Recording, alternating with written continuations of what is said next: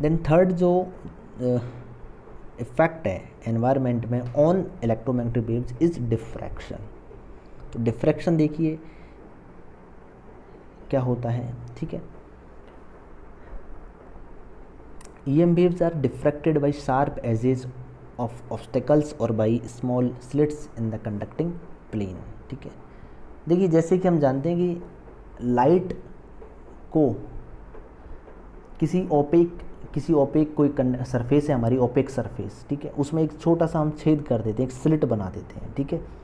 उस स्लिट पे हम एक साइड से लाइट डालते हैं, तो दूसरी डायरेक्शन में अगर हम देखें उस छेद के दूसरे पार, तो जो लाइट होगी that will not be in a beam, like pencil beam नहीं होगी, ठीक है। वो चारों डायरेक्शन में, मीन्स वो चारों डायरेक्शन में फैल जाएगी, ठीक है। इसका मतलब है जो एजेस होते हैं, स्लिट के जो एजेस होते हैं वहाँ से डिफ्रैक्ट होती है लाइट, ठीक है। It is not like that कि आपने एक छोटे से स्लिट पे लाइट डाली और दूसरी साइड में भी एक पेंसिल की तरह एक लाइट निकल के आई और वही ट्रेवल करेगी, ऐसा नहीं होता है। डिफ्रैक्शन के कारण ही स्लिट से निकली हुई जो लाइट है, ठीक है, मैं यहाँ पे आपको बना के बताता हूँ। Like this is a plane, opaque plane, यहाँ से आपकी लाइट आई, ठीक है, और जैसे ही आपकी लाइट इस स्लिट पे आके इंसिडेंट होगी, उसके बाद क्या होगा दोस्तों, आपकी जो लाइट है इससे जो आउटपुट दूसरी साइड में जो लाइट मिलेगी वो इधर तो मिलेगी ही मिलेगी, मगर इधर भी मिलेगी, इधर भी मिलेगी, इधर भी मिलेगी, इधर भी मिलेगी, ठीक है। चारों डायरेक्शन में जो वेव फ्रंट होगा कुछ इस तरीके से होगा। इसका मतलब है ये कैसे हुआ, ये हुआ डिफ्रैक्शन के कारण, ठीक है। According to Huygens principle, every point on a given wave front will work as a secondary source of waves from which further waves are radiated outward। कहने का मतलब है, माना कि आपका कोई देखिए मैंने नेक्स्ट पेज में डायग्राम की मदद से समझाया है, ठीक है। यहाँ देखिए, ये माना कि आपका कोई यहाँ पे एक सोर्स है, रेडिएशन सोर्स है, जिससे ये एक तरीके से कह सकते हैं कि माना कि हमारा कोई आइसोट्रोपिक सोर्स है रेडिएशन का, तो उससे चारों सभी डायरेक्शन में इक्वली अमाउंट में आपका रेडिएशन होगा, और जो वेव फ्रंट होगा रेडिएशन का, जो वेव्स का जो वेव फ्रंट होगा that will be sphere, that will be what, like sphere, ठीक है। देन हिगन्स के अनुसार ये कह सकते हैं कि इस वेव फ्रंट पे अवेलेबल सभी पॉइंट्स, ठीक है, सभी पॉइंट्स, चाहे यहाँ हो, चाहे यहाँ हो, चाहे यहाँ हो, चाहे यहाँ हो, सभी points will work as a secondary source of radiation. Means ये सभी पॉइंट्स एक सेकेंडरी सोर्स की तरह, रेडिएशन के सेकेंडरी सोर्स की तरह बिहेव करेंगे, और हमें फिर जो लाइट नेक्स्ट मिलेगी आगे वो सभी डायरेक्शन में फिर से मिलेगी, ठीक है, इस तरीके से। तो फिर वेव फ्रंट अलग अलग बनेंगे, ये वाली डायरेक्शन में जा रहा है तो वेव फ्रंट ये बनेगा, इस वाली डायरेक्शन में जा रहा है तो वेव फ्रंट ये बनेगा, ठीक है। यहाँ से अगर इस डायरेक्शन में जा रहा है तो वेव फ्रंट ये बनेगा।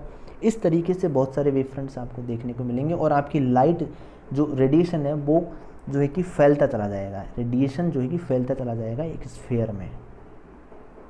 तो this is because of diffraction, ठीक है। और डिफ्रैक्शन में जो वेव फ्रंट्स होते हैं वो वेव फ्रंट्स का हर एक point as a secondary source behave करता है। सिमिलरली यहाँ पे मैंने एक ऑब्स्टेकल लिया है, ठीक है। मैंने अभी आपको बताया था लाइट के लिए एक ओपेक सरफेस लेते हैं, उसमें एक स्लिट बनाते हैं, उस स्लिट से किस तरीके से लाइट निकलती है। सिमिलरली अगर हम एक कोई कंडक्टिंग सरफेस ले लें, ठीक है, ये कंडक्टिंग है, बिकॉज बाकी जगह पे जो सरफेस पे जो लाइट आएगी, ये जो वेव्स आएंगी वो तो रिफ्लेक्ट होकर वापस चली जाएंगी, ठीक है। यहाँ पे हम दूसरा मटेरियल नहीं ले सकते हैं, क्योंकि बाकी कई मटेरियल्स को तो अगर वो परफेक्ट कंडक्टर नहीं है तो आपका जो ये जो वेव्स है, इलेक्ट्रोमैग्नेटिक वेव्स, ये इसको पार कर सकती है। मीडियम चेंज होने पे थोड़ा सा इसमें डायरेक्शन में चेंज आ सकता है ज़्यादा से ज़्यादा। तो इसके लिए एक ओपेक सरफेस मतलब हुआ कंडक्टिंग सरफेस, ठीक है।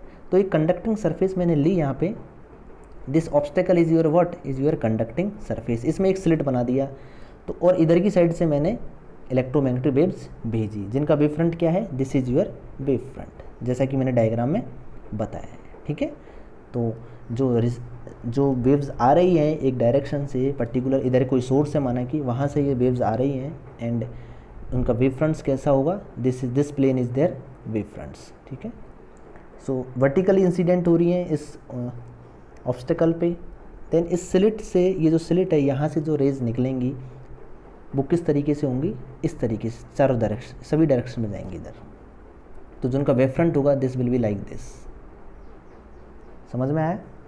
सिमिलरली जैसा कि लाइट के साथ हो रहा था, ऐसा ही इलेक्ट्रोमैग्नेटिक वेव्स में भी होता है।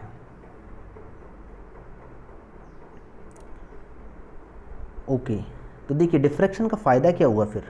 डिफ्रैक्शन का ऐसा क्या फ़ायदा है कि इससे हमें मदद मिलती है, ठीक है। इसका फ़ायदा ये है दोस्तों, देखिए माना कि आप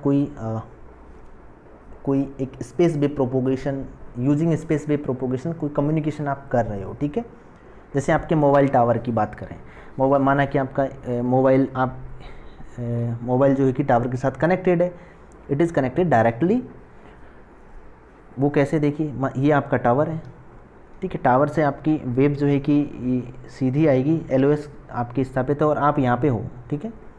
तो डायरेक्टली आपको LOS के थ्रू सिग्नल मिलेगा, लाइन ऑफ साइट अवेलेबल है। मगर हो सकता है, ज़रूरी नहीं है कि आप हमेशा टावर को देख पाओ। लाइन ऑफ साइट का मतलब एक दूसरे को देख पाएँ, तो ज़रूरी नहीं है। आप किसी बिल्डिंग के पीछे हो सकते हो, किसी पहाड़ के दूसरी साइड में हो सकते हो, तो क्या आपको सिग्नल मिलेगा या नहीं? यस, मिलेगा, ठीक है। ज़रूरी नहीं है सभी एरियाज़ में मिले, there might be some shadow areas, ठीक है। कुछ शैडो एरियाज़ हो सकते हैं, ठीक है, बट फिर भी कुछ हद तक हमें सिग्नल मिलेगा। वो कैसे मिलेगा? Due to diffraction. जैसे ही लाइट आप ये जो सिग्नल है आपका यहाँ तक पहुँचा और यहाँ से डिफ्रैक्ट होगा, बिकॉज हम जानते हैं कि इलेक्ट्रोमैग्नेटिक वेव्स डिफ्रैक्ट होती हैं कहाँ से? एजेस से। कोई भी बड़ी बिल्डिंग है या इस तरह की जो एजेस होते हैं, एक्चुअली उनके जो एज होते हैं वहाँ से डिफ्रैक्ट होती है। तो डिफ्रैक्शन के कारण देखिए ये जो रेज हैं इधर की साइड भी हमें मिलेंगी, जो रेड कलर में मैंने बनाई हैं, दीज आर डिफ्रैक्टेड सिग्नल्स। तो इसका मतलब है अगर आप डायरेक्ट लाइन ऑफ साइट में नहीं हो टावर के साथ, तो भी आपको सिग्नल यहाँ पे मिल जाएगा, यहाँ पे मिल जाएगा, यहाँ पे मिल जाएगा और कम्युनिकेशन पॉसिबल है। तो this is the advantage of diffraction. So I hopefully आपको समझ में आया होगा। And the last effect that we see in the environment on electromagnetic waves is interference, ठीक है। सो हमने पढ़ लिया ऑलरेडी,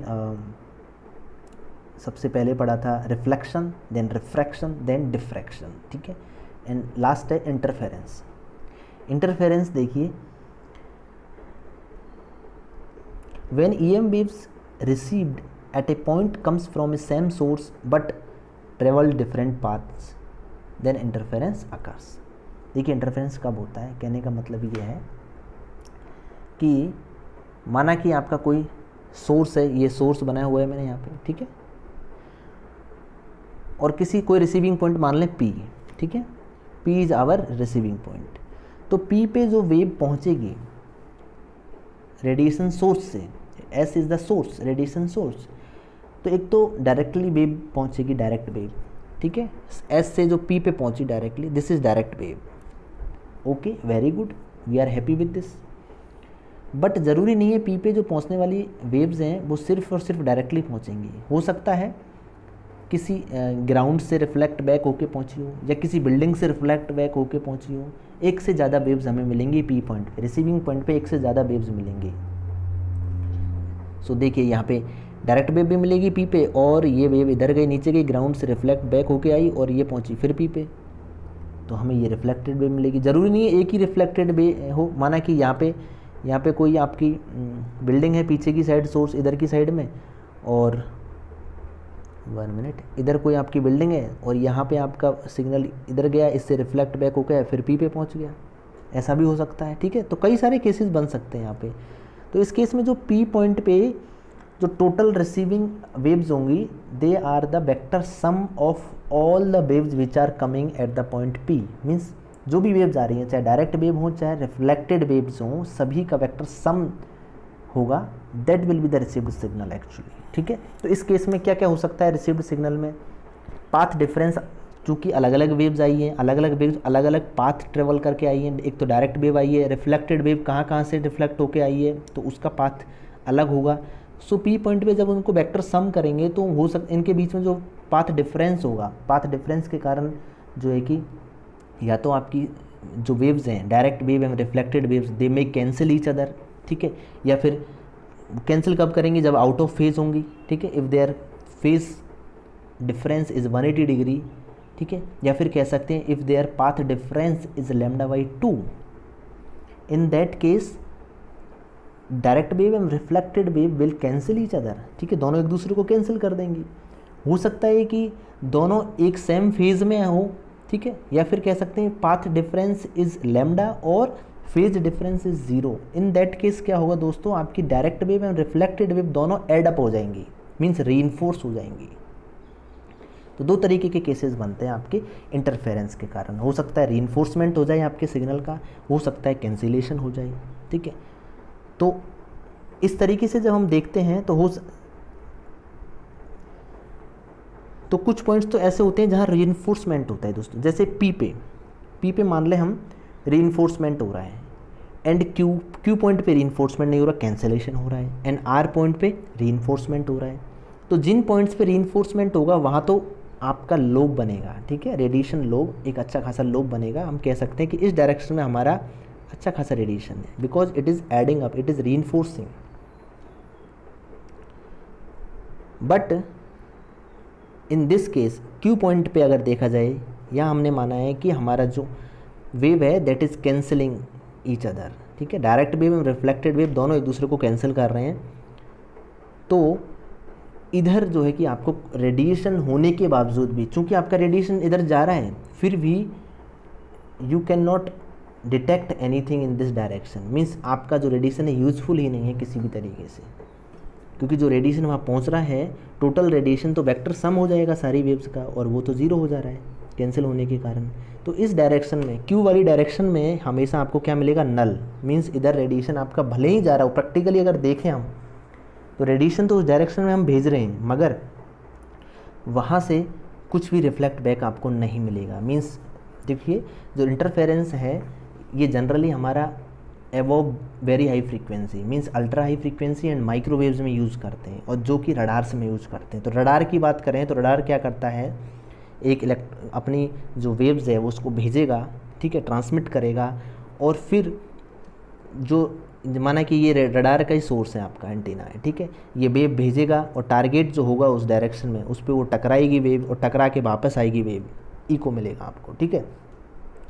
सो इस तरीके का प्रोसेस होता है रडार में। उसके बाद उसकी डिस्टेंस कैलकुलेशन वगैरह बहुत सारी अलग चीज़ है, रडार टॉपिक में हम वो अलग पढ़ सकते हैं। तो देखिए दोस्तों, जब आपकी वेव जो गई, अगर उस डायरेक्शन में वेव की स्ट्रेंथ ही 0 हो गई, टोटल स्ट्रेंथ हमारी 0 हो गई, तो फिर रिफ्लेक्ट बैक क्या मिलेगा, कुछ भी नहीं मिलेगा। इसका मतलब है चाहे हम सोर्स की पावर कितनी ही बढ़ा दें, कई बार ऐसा लगेगा कि हो सकता है हमारी सोर्स की पावर कम है, इसलिए डिटेक्ट नहीं कर पा रहे इस डायरेक्शन से, हमें कुछ भी रिफ्लेक्शन नहीं मिल रहा।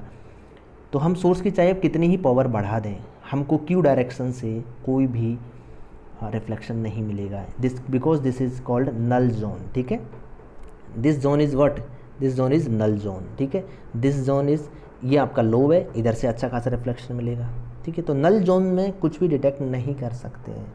तो इसको भी इसका सॉल्यूशन क्या है कि फिर नल जोन है अगर कोई डायरेक्शन में, तो उसको फिर आप उसमें आपका कोई टारगेट आ गया, दुश्मन का एयरक्राफ्ट आ गया, तो उसको कैसे डिटेक्ट करोगे भाई। उसका ये सॉल्यूशन है कि आपकी जो बीम है उसका जो एलिवेशन है उसको चेंज करना पड़ेगा।